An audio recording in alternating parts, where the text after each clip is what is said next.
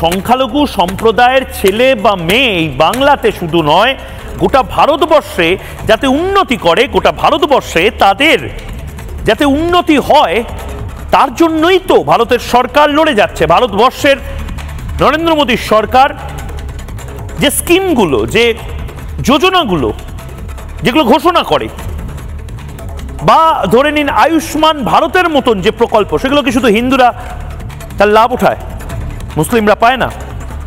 আচ্ছা, গুজরাটে মুসলিম নেই, অসমে মুসলিম নেই, উত্তরপ্রদেশে মুসলিম নেই, বিহারে মুসলিম নেই, মণিপুর মিজোরামে মুসলিম নেই, সমস্ত জায়গাতে তো মুসলিম সম্প্রদায়ের মানুষ রয়েছেন। তাদের মধ্যে থেকে অনেকে বিজেপিকে ভোট দেন। উত্তরপ্রদেশে বহু সংখ্যালঘু রয়েছে যারা বিজেপিকে ভোট দেয়। উত্তরপ্রদেশে বহু সংখ্যালঘু সম্প্রদায়ের মানুষ রয়েছে যারা বিজেপিকে শুধু ভোট দেয় না, তারা মনে করে যে বিজেপি থাকলে স্থিতি থাকবে, বিজেপি থাকলে তাদের উন্নতি হবে, বিজেপি থাকলে ব্যবসা পাতি থেকে শুরু করে সমস্ত কিছুর উন্নতি হবে, এবং সে কারণে বিজেপিকে তারা বারবার ক্ষমতায় নিয়ে আসছে। মমতা বন্দ্যোপাধ্যায় আসলে এই জুজুটা দেখিয়ে চলেছেন।